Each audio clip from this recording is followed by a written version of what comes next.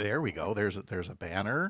See, this time around, instead of looking all polished and everything, there's going to be prattling on before and after this thing starts. Hey guys, here's my guests, Kristin and Emily, Hey, and stick around afterwards too. After like the close, we're going to critique the show ourselves, and and then I'm we going to get are. around to reading your comments because I can't. There's too many things going on. I can't read the comments, during the show here. It's a So. lot to monitor. No, there's a lot going on here. All Hmm. right, so I'm going to pop you guys down. Mute yourself if you want while I'm doing my initial rambling, and bring this up and put this over here and get the music ready, and away we go.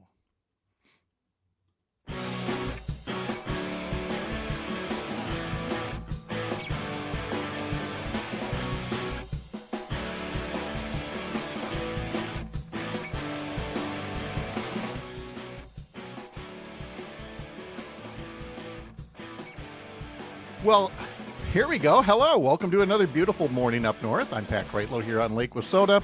My guests are Dr. Kristin Lyerly and Emily Seffo, State Senate candidate. They will be coming up in just a moment. First off, the word of the day is disingenuous, as in not sincere, only pretending to care. Exhibit A would be Derek Van Orden. The Western Wisconsin Congressman's website still advocates for the full repeal of the Affordable Care Act, and he continues to say that it needs to be fully repealed. And yet this morning, some people are painting him as a hero, as brave, as possessing a soul for being among the 17 House Republicans who voted yesterday for a bill that would bring back the tax credits under the Affordable Care Act. Maybe. If the Senate were to vote for it, and the word if is doing a lot of heavy lifting there. Here's the account from the Milwaukee Journal-Sentinel, followed by me saying a naughty word, because I can do that now, not being on the radio. Here's the story beginning. In a change of position, Congressman Derek Van Orden voted Thursday to extend enhanced Obamacare subsidies for another 3 years, one of 17 Republicans to do so. In a 230 to 196 vote in the House of Representatives, the tax credit extension passed and will now go to the Senate, where it is less likely to pass in its current form. I will not sit back and watch my constituents lose access to health care or face massive premium hikes because Democrats refuse to take responsibility for their failures, Van Orden said in a media release. I should not have to vote for a temporary patch to a broken system, but I will always put the people of Wisconsin first. End of quote. Bullshit. This is Derek Van Orden we're talking about here. Take it from a former legislator, because I've seen this plenty of times. The easiest vote to take is the imaginary one, where you can pretend to be in favor of something because you know it's not really going to pass. Van Orden is getting what's known in the closed-door caucuses as a free pass, because they know Senate Republicans are not going to pass this. They've rejected a 3-year extension already. So you may ask, well, why don't all House Republicans vote for it to show that they care or pretend they care? Because most of them, frankly, don't. They don't. They want you to feel the pain of high health care costs so that they can claim the Affordable Care Act as a failure and go back to a system of, freedom, which means the freedom for insurance companies to jerk you around, just like it was back in the day, and charge you whatever it is that they want to charge. So House Republicans give some of their most vulnerable members a free pass to vote on something purely out of political expediency. They get to claim a level of compassion that doesn't really exist, and reporters back home sadly keep falling for it, giving Van Orden credit for a vote that's about as real as him embracing dry January. Now, to be fair, Senate Republicans could surprise us and come up with a version that restores some healthcare tax credits to a lesser degree, but you would be safer if you bet your money on Van Orden entering a rehab clinic to deal with his Twitter addiction. All indications are that the matter will be the subject of serious negotiations for a long time, followed by hand-wringing and statements that we tried to get a deal done, but trying to blame Democrats for their own insistence that you keep getting screwed by health insurance companies, just like the good old days. All right, our guests are coming up. First, a couple of quick sports headlines. If you haven't seen the story about the Brewers and other baseball teams opting out of their contract with FanDuel Sports, don't jump to any conclusions yet. It is a financial tactic because the channel's owner is facing bankruptcy. They could just as easily negotiate a new contract with different terms, as they did a year or two ago, rather than looking for a new TV home. So just stay tuned on that front. Don't make any sudden moves. And again, for the few who might not know, but as far as tomorrow's playoff game between the Packers and Bears, outside of Green Bay and Milwaukee, it will be on Amazon Prime. Just want to save you some frustration with channel surfing, in case you hadn't heard about that just yet. All right, it's time to get into our Friday conversation with some friends here coming up. I'm Pat Kreitlow. You're up north. All right, let's bring in our guests here. They are, of course, Dr. Kristin Lyerly, because it's Friday. You can't have a Friday without Kristin Lyerly, and our friend Emily Sefos, who's a candidate for state senate in the 19th district. Good morning, hi, everybody. Ladies. How are you? Doing what we can right now. Yep. Why is 2026 so hard already? I know. Such high hopes. I had, what was it, the 7-day trial period? I want to exchange it now. And now here we are 9 days into it. But I'm ready. I would like to take this one back, like some of the other Christmas gifts. But if you figure out how to do that, let me know. Yeah, I would love to do that. Emily is going to continue in a moment our theme of politicians being disingenuous. Just to let folks know, it's because of a Facebook post that you put up this morning. It is very emblematic of our theme, and I would normally start with that. But we're going to start with life and death first, because Kristin Lyerly is with us. Yes. and is not dead. Congratulations, Kristin, Yes. on that. Appreciate I'm it. so glad. Girl, you really, I know this was worse for you than for all of us. Don't get me wrong, but you scared we're not on the radio anymore. You scared the shit out of a lot of us. Yeah, I know. What an experience, huh? And the one thing I was worried about, it happened on a Thursday, and Friday morning, I'm usually on the radio with you. And when I woke up, and I woke up early because I knew I might need a little time to pull myself together. And I was so nauseated and I had a terrible headache. Yeah. And it was your last show of the last session of your shows. And I always show up and I felt so bad. And you of course give us I was in a car crash. I'm just feeling a little out of it. Then later she tells the whole story of being T-boned by a semi in the fog. And I mean, a split second made the difference. Oh yeah. And I had a terrible concussion. So there was, but I didn't know because, when you have a concussion, your brain is not working correctly. So I just felt bad because I wasn't on the show, but yes, I am still recovering. It was a crazy bad accident. I have no idea how I escaped death because really there was just a spot where my body fit left in the car. The driver's, the steering wheel is on the passenger side of the car. It's crazy to go back and look at the wreckage. So yeah, it's one of those moments in life where you go, all right, that happened. And now we move forward. I know, but with the recovery from the broken leg, the broken ankle. Oh yeah. One broken ankle, the other broken leg. Oh my God. And yet, look at this attitude about it all. So I'm going to heal. You're unstoppable. Yes. Well, I'm going to heal. I'm going to get better because I have resources, because I have access to doctors, because I'm smart and I know how to pave my way and find the things that I need. And that is the opposite of what so many Americans have. And I'm going to give you the transition here. This is why I'm so very, very, very, very angry with people like Representative Tony Weed, who is always showing up on his social media, standing in front of a group of people, thumbs up, big smile, after he's defunded the thing that they count on. Yeah. It is the grossest form of gaslighting that I've ever seen. I saw it the other day with rural hospitals, which we all know that they've taken away millions and millions of dollars in rural hospital funding. But this is much more personal. Oh, yeah. So let's let Emily take it from there. The post simply begins, "I am so livid." Take us through the rest of it. Why? I told you, Pat, I'm coming in hot today. Yep, go for it. I came across Representative Weed's Facebook yesterday, and it was an organization that I know personally because it's the Littlest Tumor Foundation.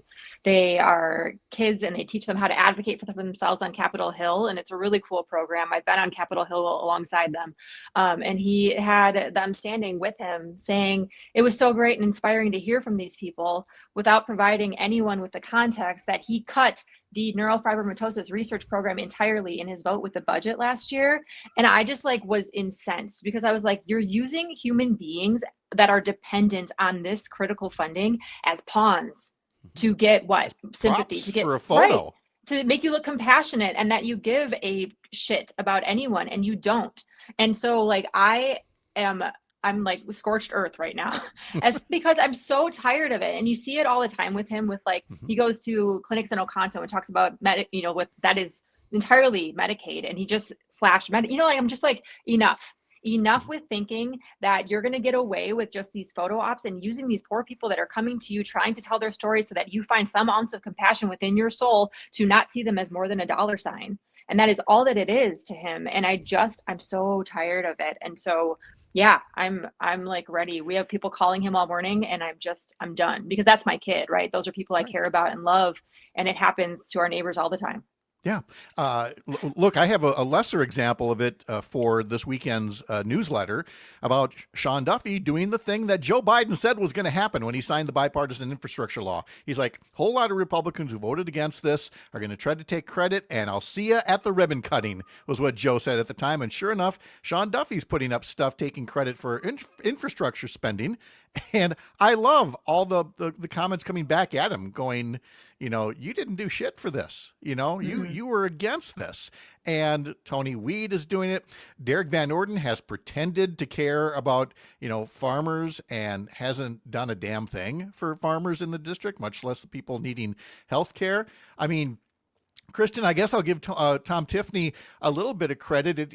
There's not a lot that he pretends to care about. He's just too busy bashing immigrants. He's not even going to pretend to care about anybody whose skin isn't white. But everybody else, the disingenuousness is incredible. Yeah, stay tuned on Tom Tiffany. I'm sure we're going to see more of that. I started by talking about 2026 being a hard year. I think 2026 is going to be the year of authenticity. I think right out of the gate, what we saw in Minneapolis, what we saw with our own eyes, and what we heard the administration saying, that shows us that they are inauthentic. And many of us have known that for a long time. But I think the more we see of this and the more we call each other out on this, the stronger the authenticity piece is going to be. And that is going to be the thing that's going to get us across the line in the midterms. So here's my plan for 26. Stay with me on this. It's going to be hard. But if we stick together and we call people like Tony Weed out for doing what he did to you and your family, Emily, I can't even imagine, because he doesn't have a clue. But if we stand together and we have the hard conversations with the people who say things like, I don't want to talk about it, I don't do politics. Well, you have to talk about it, because politics is doing you right now. So this is how it's affecting you. You can't afford your house. You can't afford your education. You can't afford your food. You can't afford your health care. How is life working for you? Because these politicians who are in charge right now are making your life miserable. It's time for change. We're going to make it happen. I hope you're right. And I feel like there's more opportunities than ever, Emily. I mean, it starts with you. You saw it first. You posted about it first. But like you said, people are calling today. So in this media environment, social media environment, you are not alone in being able to call out this kind of garbage. Right. And I think that's incumbent upon all of us, right? When we saw, I think for me, the Minnesota murder was the whiplash of, I saw the video and then they said, no, you didn't see that. I'm like, wait a minute. And they do that all the time in all these different places. And I think that what we need to do, if we're paying attention, is we need to call that out every single time going forward, because they are skating by thinking, if we flood the zone, if we do too much, no one's going to call us on all the bullshit, because how could they possibly capture it? Well, we're going to do our best to do it every single time we see it from now on, without letting you get away with anything. Be the thorn in their side, be there online in real life, and just calling them on it, because it is beyond the pale to see what happened there. It's just wild. And nobody's going to see every one of your posts or my posts or Kristen's posts. But if you continue posting every time that there's a lie, they won't just see one of them, and they'll see enough and go, I think these people are a little inauthentic, shall we say? A little. And take it from there. There is no good way to transition into, as you mentioned already, the slaughter of a mom in Minneapolis by frankly an asshole who was having a bad day. And when assholes have a bad day with a gun, things happen, and it shouldn't have. But more importantly, the president of the United States and the vice president of the United States should not have been steaming piles of human garbage in making the comments that they did and riling up the whole MAGA base, who are basically dancing on the grave of a woman who's, hasn't even been buried yet. It is another one of those things, Kristin, stunning but not surprising is maybe the one way we can put it. I don't know if you saw the footage of the ICE agent kicking over parts of the memorial. Yeah, Mm-hmm. like there's just no respect. Yeah, but I mean, this just confirms what we already know. Right. And the Twin Cities are so dear to you and I, Pat. It is so hard to watch all of this happen and to see, the mayor, Jacob Fry, bust out an F-bomb because he's so angry. Like, he's the mayor. How often do you hear a mayor use such strong language and then get called on it by conservatives and say, well, and then of really? course the comeback going, oh, I'm sorry, did it offend your Disney princess ears? Right. Absolutely. And look, in terms of J.D. Vance, who was just repulsive, at least he got called out by, in this case, the National Catholic Reporter, with an editorial that says J.D. Vance's comments justifying the death of Renee Good are a moral stain on the collective witness of our Catholic faith. His repeated attempts to blame Good for her own death are fundamentally incompatible with the gospel. Emily, again, to what you were saying in terms of pushing back and calling things out, this is no different. And even though feelings are strong at the time, they're justifiably strong. So why not call out in the strongest possible terms, what a horrible thing these people are saying? I think that's the key, right? Is that when you are seeing these awful things being said and you're just like, well, that's just who they are. You like that normalizes it further. And it's already been like the perception of what is normal for an elected official. Because Kristin, you mentioned Mayor Fry dropping an F-bomb and then he got crap for it. But how often do we hear all these Republican, people just saying abhorrent things, and that's just normal? Like, so I think it's just really, really important that we're calling it every single time and not letting them get away, not letting them get a moment's rest and saying, no, we're not accepting this anymore. Well, especially this week, where again, they're trying to give the defense of, we back the blue. This was a law enforcement officer whose life was in danger. Really? Because this was the 5th anniversary of January 6th, and you didn't have a problem pardoning the people who were beating cops up, beating Capitol Police officers with flagpoles and everything else to the point of the hundreds of injuries, the suicides that followed. You don't get to hide behind the badge. You don't get to back the blue when you do stuff like that, about January 6th. Nobody's going to forget that. Spin it all you want, Kristin. They've tried, but that spin doesn't carry you any further than it did, 5 years ago. But they have a captive audience. And whatever they say to their captive audience, their audience believes, because it's a cult. It's like they're in a trance. Fox News is on 24/7. So whatever, and you can see it in the people who watch Fox News and associated programming in the comments that they make on social media. They are literally repeating the talking points because they're super short. They're repeating them over and over and over again. And that's why it's effective. It's not the truth. It's what they want them to believe. And that's why we have to push back. And we have to push back in a personal way where we use the trust that we have with our neighbors and our friends. And we really lean on that and help them understand that, no, this is not reality. Reality is what Emily's family is going through as they have lived their entire lives battling this terrible disease that Tony Weed has completely belittled just for a photo op. That's the kind of week we're having. We started a war this week. And that's remember not Venezuela? the thing. Remember We did Venezuela? That too. The 6 days ago last week. It was last weekend, and again threatening another one with Greenland. I mean, everybody always says when you make a certain comparison, you've lost the fight. But I think that's less true these days when I'm about to say what Trump is doing. Well, we just want Venezuela, and now we want, Greenland, and, we're cracking down on dissent at home. I'm sorry, but if the word Hitlerian doesn't apply here, I don't know what does, and saying, well, we have the moral right to take over these countries. The hell you do. Europe is thinking the same thing about the United States right now. Like, what do we have to do to intervene to take over and make sure that this country can function? Because the United States of America affects every other country in the world. And that other world leaders are like, So let's bring this back home then, because again, these things keep us from talking about things like, the Epstein files, or Kristin, for you, the change in vaccine recommendations, the flipping of the food pyramid. I mean, again, the ridiculousness that goes on. Kristin, you take either one or both of those first, and then Emily, you piggyback as a mom yourself hearing about this stuff. Kristin? Well, let's talk about vaccines first. So the childhood vaccine recommendations were not built overnight. This is a group of recommendations that were made by experts using data, coming together, having conversations, thinking about the United States of America, where we don't have a contiguous healthcare system, where people are always falling through the cracks. And that's how we ended up with this complicated, large, protracted system that works. It prevents disease. It's one of the greatest victories in public health in the last century. But with the blink of an eye, RFK Jr. reduced the number of vaccine preventable diseases from 17 to 11 and changed the schedule entirely.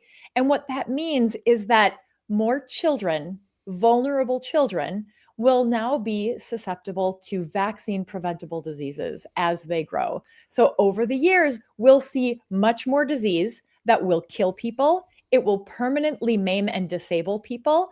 And it will cost a lot more money in a country that has the most expensive healthcare already by far, and the worst outcomes. So great job, guys. This is very bad for Americans. Emily Cephos, as a candidate for state senate, as a mom, as somebody who knows a thing or two about health issues with kids, what's your take on it?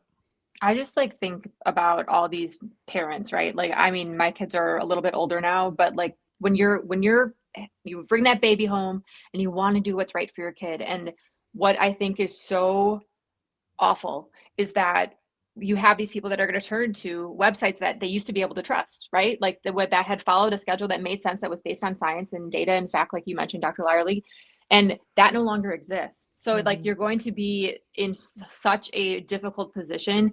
And as a parent who wants to do what's right, following those recommendations is not the best choice for your family anymore. And so you have to seek that out yourself, but that requires time, resources, privilege, the ability to go in and seek those things out yourself. And so many people don't have that. So we're going to see more things happening to these really vulnerable populations, kids with rare diseases, kids that are, living in a lower socioeconomic situation.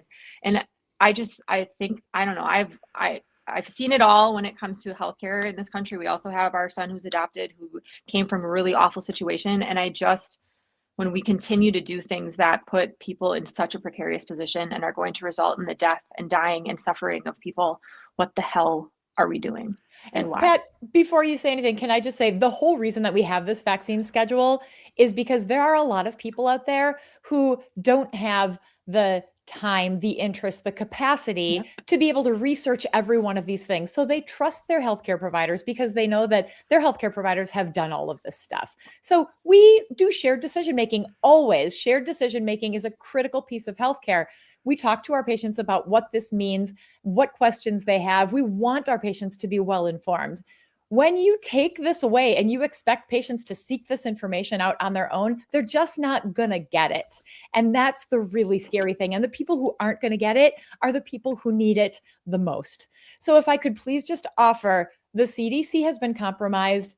They are not reliable anymore when it comes to things like the vaccine schedule, but the American Academy of Pediatrics is. AAP.org. The vaccine schedule is there. Talk with your healthcare provider if you have one. Those are the vaccines that you need. If you are a pregnant person, ACOG, the American College of Obstetricians and Gynecologists, ACOG.org, they're doing the same thing. The American Academy of Family Medicine. When we look to our professional organizations, those resources are still there, written by doctors, backed by science, meant to take care of you, not to interfere with your personal healthcare decisions, to incite fear and to divide us. Emily, the week started with you as a legislative candidate, hearing Speaker Robin Vos of the Assembly saying that once again, he's going to put the legislature on a 10-month taxpayer-funded paid vacation, even though they could meet, well into April as they did back when I was a lawmaker.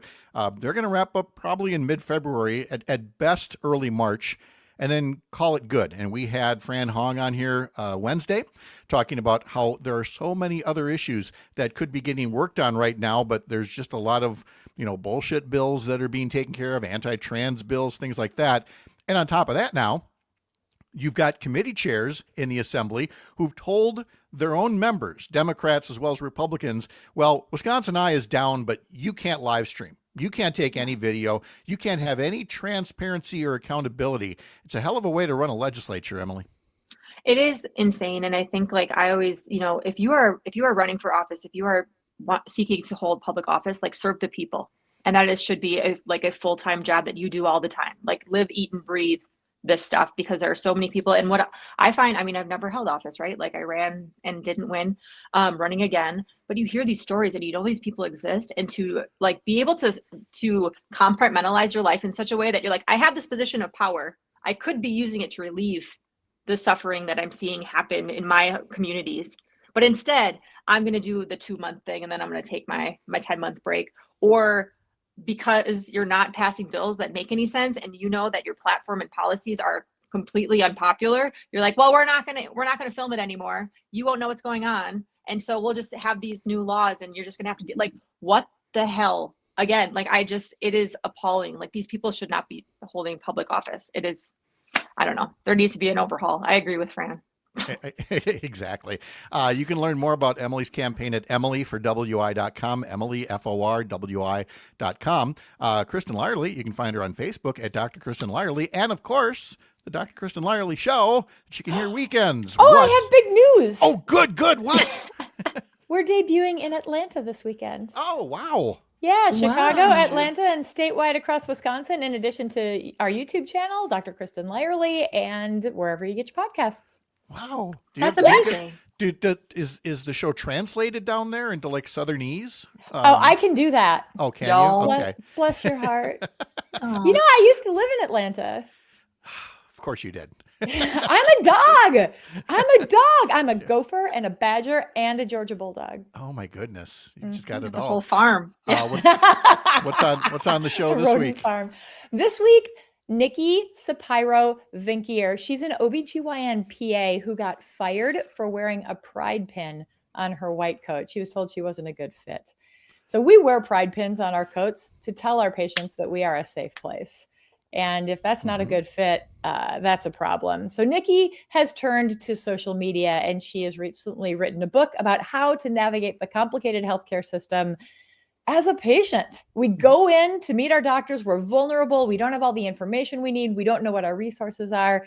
Nikki is dedicated. She's devoted her career to making sure that we can be empowered patients. It's a great conversation. That's great. So tune in wherever you get your podcasts. Yeah. That way, or fly down to Atlanta, whatever it takes to hear it. In the comment section here from Troy, so glad you are all right, Kristin.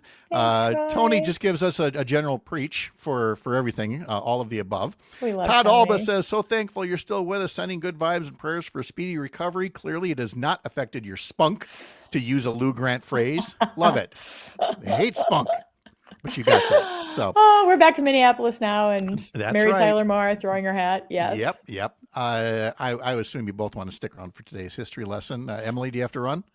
No, I'm ready to learn. Oh, absolutely. I like that. I love history. We should learn from it. That's great. All right. Sounds good.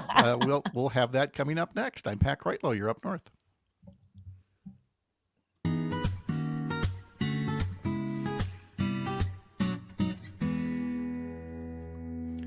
All right, Kristin, you've met Bart Starr, who had a birthday. Gosh. The late Bart Starr was born this day in 1934, passed away in 2019. Wait. I didn't meet the Bart Starr. Oh, I know sorry. Bart Starr Jr., who is Bart Starr Jr. My brilliant apologies. and kind and wonderful. Important distinction. Yes. Important Yep. distinction. Yep. Yes. But the Bart Starr, my favorite Packer of all time. He's my Of Jersey course. guy. Yes. So again, born this day in 1934.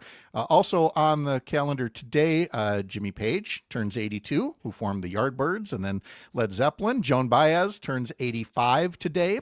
Dave Matthews is 59 years old today, and A.J. McLean of the Backstreet Boys is 48. And again, because we're not on the radio anymore, we don't have a license for music, but I can't stop Kristin Lyerly if she decides to sing her favorite Backstreet Boys tune in the background here. Is that a Backstreet Boys song? I don't know. That was after me. I feel it's like I want it that way. That one. Tell me. Is that back? That's Yeah. Backstreet, I Ain't suppose. nothing but a There you go. heartache. Okay. Yeah. We could do this. We Okay. should practice before we do it. on Next Friday, we'll have a Okay. concert for you. Yeah, we'll actually have a dress rehearsal. Let's see. And then there's some birthdays tomorrow to pass along. Sean Colvin turns 70 tomorrow. Saw her in Eau Really? Claire. Yeah, I know. Surprising, huh? Yeah. Pat Benatar will turn 73 tomorrow. I freaking love that woman. Uh-huh. Yes, please go back and listen to Pat Benatar's songs. She is like, back in the 80s when women were like, just the big hair was the important thing. Yeah, She just was a badass. Yep. Donald Fagen turns 77. So I'm just going to play a whole bunch of Steely Dan tomorrow. It's yacht rock origin time. It is. It's yacht rock Today is a time. big day in music history. I got more. Rod Stewart turns 80 years old tomorrow. Rod What? Stewart turns 80. Yes. Wow. The late Jim Croce was born 83 years ago this weekend. Lost way too soon at the age of 30 back in 1973. So you can play a little Bad Leroy Brown if you wish as well. 50 years ago today, the number one song was Convoy by C.W. McCall. Oh my God. So few of us remember the CB radio era as we get a little bit older here. I have definitely used a CB radio, and You it have? was. Oh yeah, didn't you? Yeah, I mean, Before my dad. cell phones? Yeah, my dad was all over that. Emily. He was because he made the drive almost every day between St. Paul and Eau Claire, working for the railroad. You drive out one way and take the train back the other way, and so his handle was Day Tripper, like the Beatles song. Oh, I love that. Yeah. Speaking of the Beatles, "We Can Work It Out" was the number one song this day 60 years ago in 1966. Aw. And Van Halen on this day in 1984 released their album 1984. Yes, Yay! which with hits that included "Jump" and "I'll Wait" and "Hot for Teacher" and "Panama." So there you go. There's a little history lesson for you today. Let's see. We also have our Up North News daily newsletter from Ellie Bordeaux that I wanted to pass along one note. She talks about New Year's resolutions because she asked people to send in their New Year's resolutions. So if either one of you two have one, you can share after this. But a lot of great reader quotes in there. One named Sue sent in for many years now. The only resolution I keep year round is to every month donate $20 to a nonprofit that matches my ideals. I've given it to a middle school for kids who are knitting scarves for the homeless, a missionary group toward upkeep of their airplane, the Nature Conservancy, Central Kitchen, Wildlife Foundation, and many others. That's nice. I know. Now More giving. I got nothing. More helping. I was going to do I like some the more good news. Yes, I was going to do some more exercising, and now I've had a knot in my back for like a Boring. week, so that hasn't happened yet. But You know what I've been doing? Every day I look at my photos from that day in history and I go deep dive, and it is so much fun. And then I bring the kids up and I'm like, you were so cute back when you were like my youngest when he was 6 and he was dissing his older brothers for being bad babysitters because they were always playing video games. I mean, they are so cute and fun, and it's just a neat do together. We've been that's enjoying great. that. Oh, good. I think maybe like now's the time to do like that looking back. Like I like this little segment because when things aren't feeling so great in the moment, I'm going to look back on the past a little bit and kind of remember. Yeah. And remember that, there were rough patches there too. And sometimes you need to power on through. From Rona, tuned in just in time. Good to see you all, girl. Emily. Hang on. Hey, and Rana. Kristen Heel. Rana is the best. All right. Tammy says, hey, good Tammy. morning. There you go. Amazing. And then finally and from... this guy. Yeah. No, I know that guy. You know that guy? I know that guy. All right. You're supposed to be working. Hey, if ever there was something you were going to interrupt work for, it's the thing. True. It's the thing that I'm doing before I go to work at my day job. So, all right, our do something calendar of events is what's coming up next.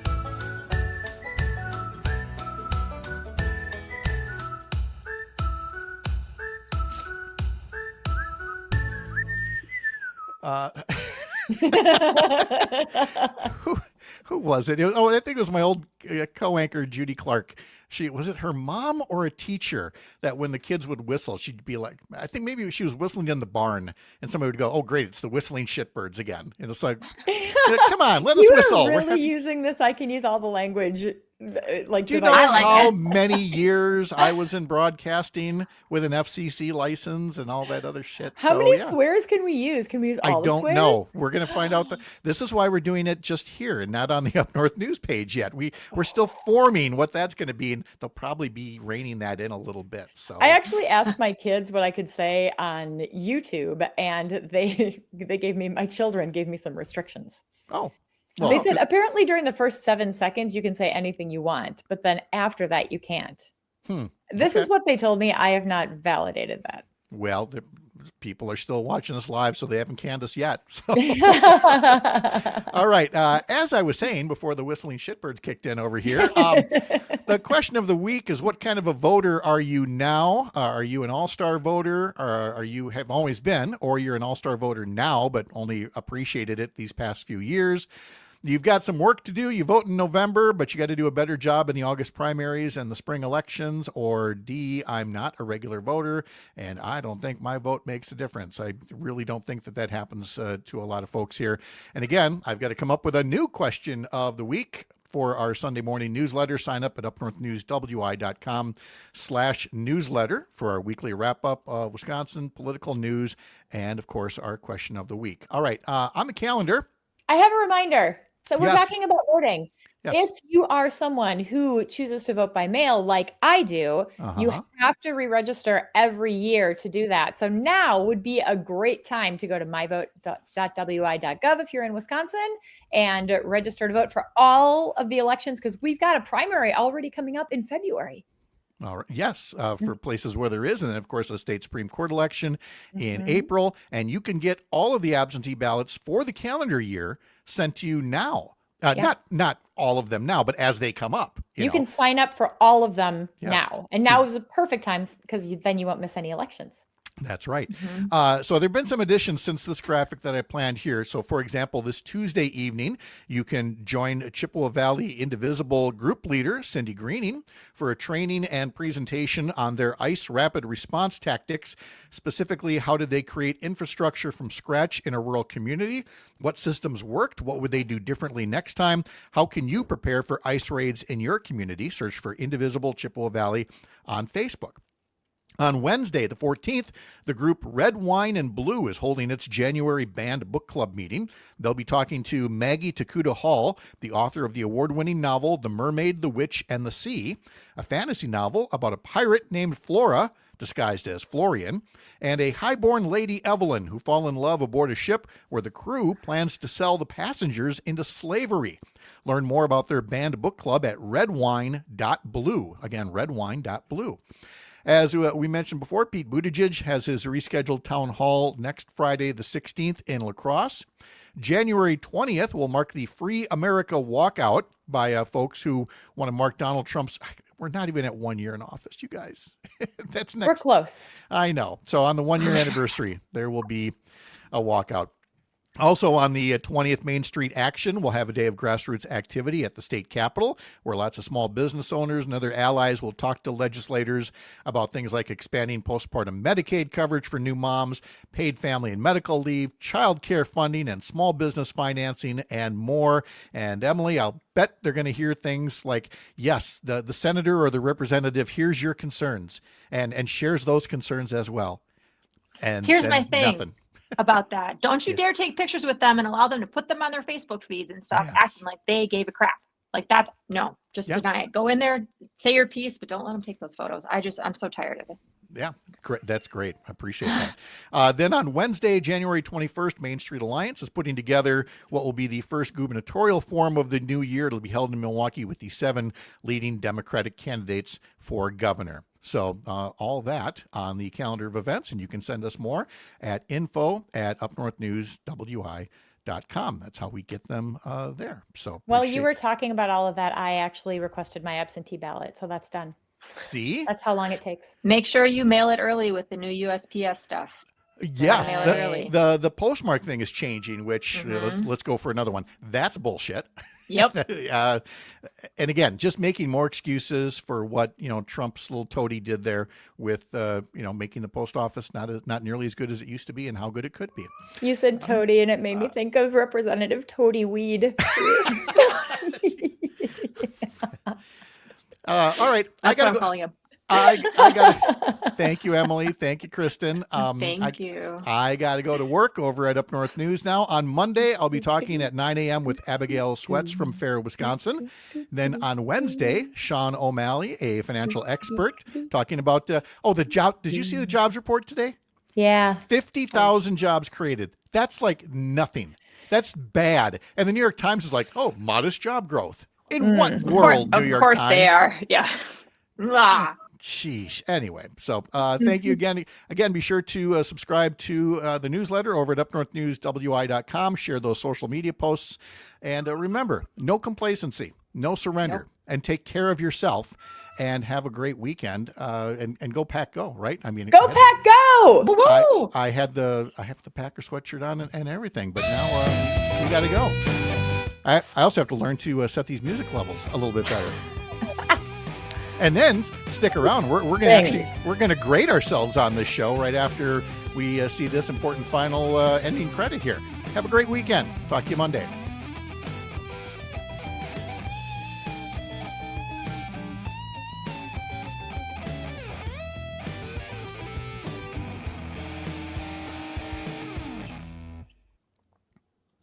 How'd we do? Great. Okay. Yeah. We're amazing. Just going back to the comment section, nothing new in there. See, we had so many come in at the last minute on Wednesday that I just wanted to make sure to leave some time for any others here. Let's see what else. Mandela Barnes is going to be in Cadott today, so hopefully I'm going to go over and see him. Are we still on Facebook? We are, yes. Oh, good. So I shouldn't I can swear. Yeah, you can swear. Damn it. Are you familiar with Stormy Cromer hats? With Pat. With the little flap? Pat. What? Stormy Cromer hats came from Kaukauna, Wisconsin. Stormy Cromer was a baseball player, and when it was cold out and they were playing, his ears would get cold. So his wife made him a hat that had ear flaps. Thank you. Yes, I have You're one. welcome. If you want the full wanted... rundown, you should go to the bowling bar, which is called something else right now. Electric City Lanes, I think, on the north side. Some Wisconsin lore. That's amazing. Got you. I'll meet you there for a beer. Welcome to another edition of Inside Kaukauna. So let me take my headphones off. This is my second one, or my second hat, but my second attempt to get a second hat, because I guessed the size wrong. The last one was way too small, so I sent it back in. And this one, I don't think it's going to work. It's little. I mean, I didn't think anything my head would be too big for, but apparently it's deep. It's deep. Yes. So I need to find a happy medium in there. So this is what may at some point become an actual, weekly podcast or something like that. So if any of you out there have comments or questions on how we can make this something you would listen to regularly, send it on in. We'd love that. That's great. We do love that. Feedback is like where it's at. That's how we get better and talk about the things that you guys want to hear about, which is what we want to talk about. So as we always said at the end of the radio show, because Kristen's got to let the cats in, bye I live know, streamers. he's so obnoxious.